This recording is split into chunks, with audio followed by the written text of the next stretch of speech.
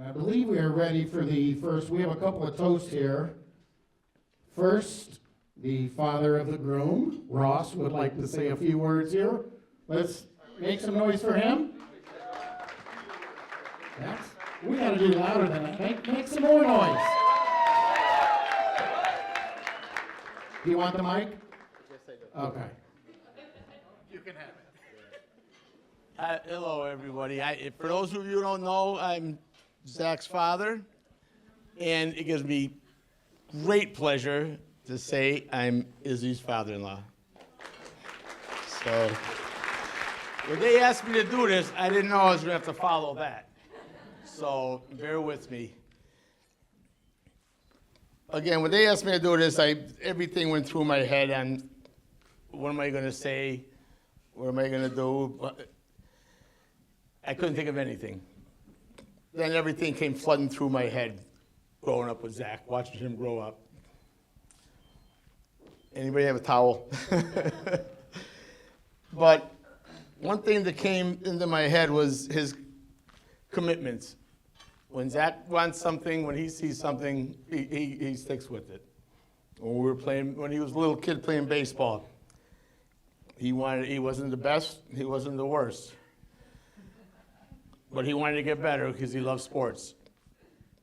So, a small mortgage payment later, we played travel baseball. He dedicated himself.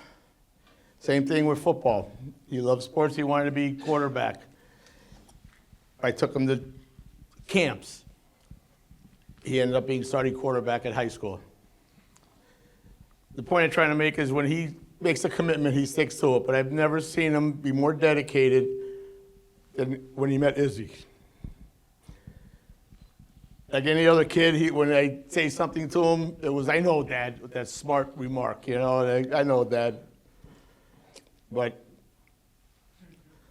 the only way I can explain is, if anybody ever seen the movie The Grinch, when his heart gets bigger and bigger and bigger, I would say something like, "Zach, what are you going to do?" And he saw Izzy took care of it. And I said, "But she's 1 in a million. Don't ever let her go." And he said, instead of, "That's smart. I know, Dad." He looked at me with that heart that got bigger and bigger. And he said, "I agree, Dad. She's 1 in a million." And I knew right then and there he was in love with that girl. And I couldn't be happier. I just want to tell you a little something about Izzy, how I knew that she loved my son. If you don't know, my son is a Pennsylvania State Trooper.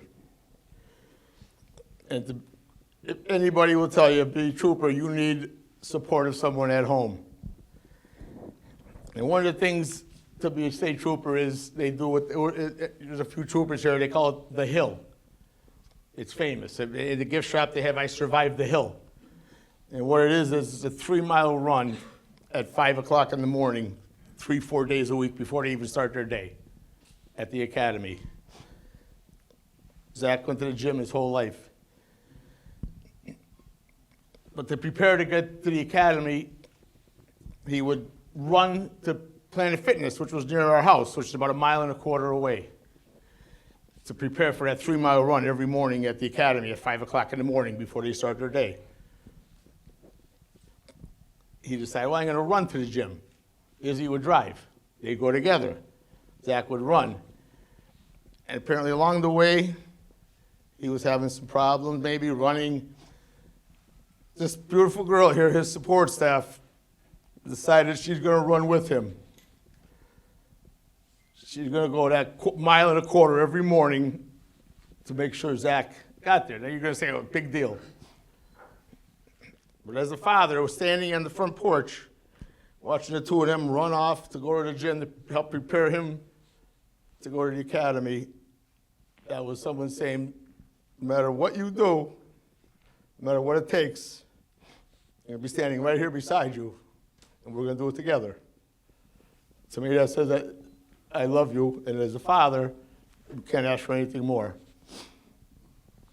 So I couldn't be happier that them two found each other. And his father said today, "You two didn't find each other, you were brought together by the Lord. For some reason, you were meant to be together." and that's obvious. So if I could ask everybody here, if you wouldn't mind joining me, please stand and raise your glasses.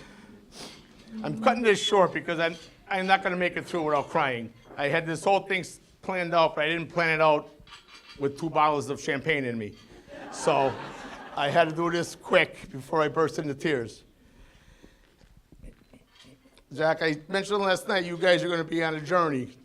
The road you're going to take is going to be a journey. There's going to be a lot of bumps, a lot of potholes. Go through them holding hands.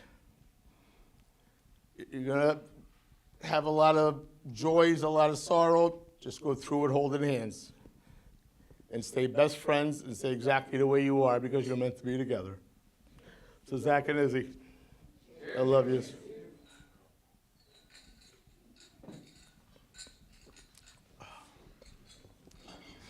Nice job there. How about a nice round of applause for Ross, everybody? All right, now we have the maid of honor and the best man. So Grace, do you want to go first? Everybody make some noise for Grace.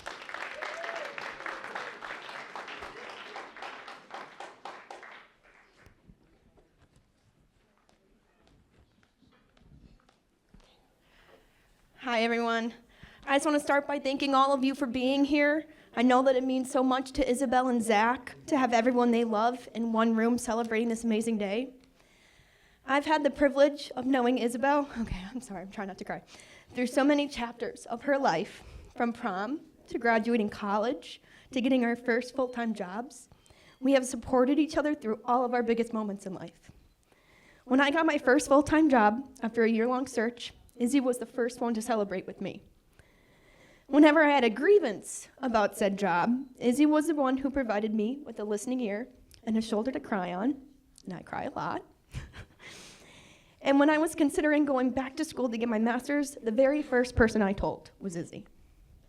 This is because I knew that no matter what, she would be there to support every decision I made, celebrate every life achievement with me, and truthfully tell me whenever I was being overdramatic.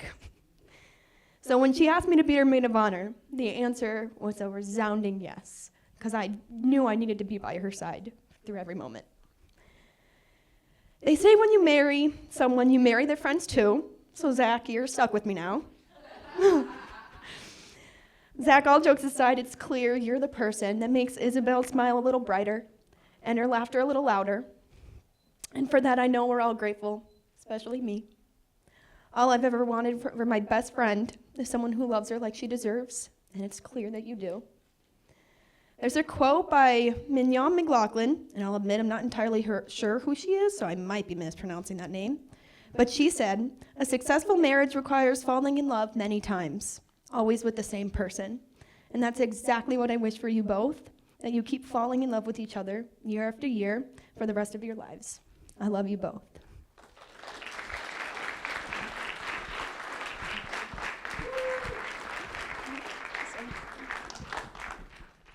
Great job, Grace. Now we'll get our best man, Nick. Oh, wrong way, sorry.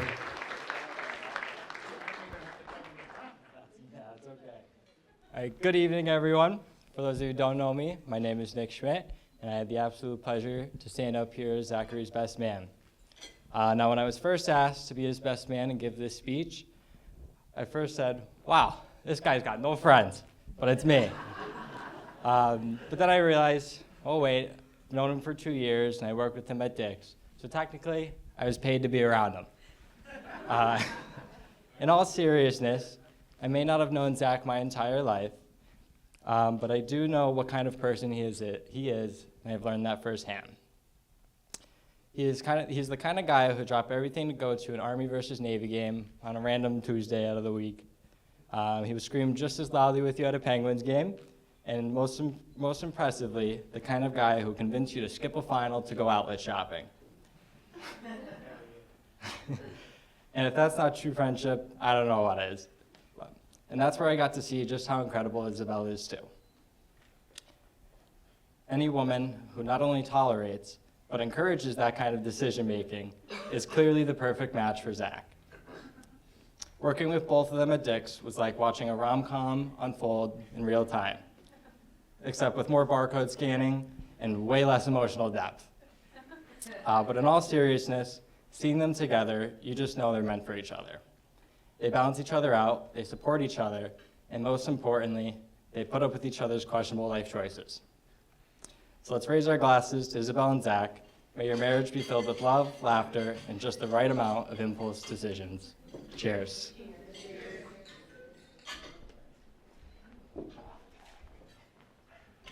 Good job. How about a nice round of applause for Nick, everyone? Everybody did a great job.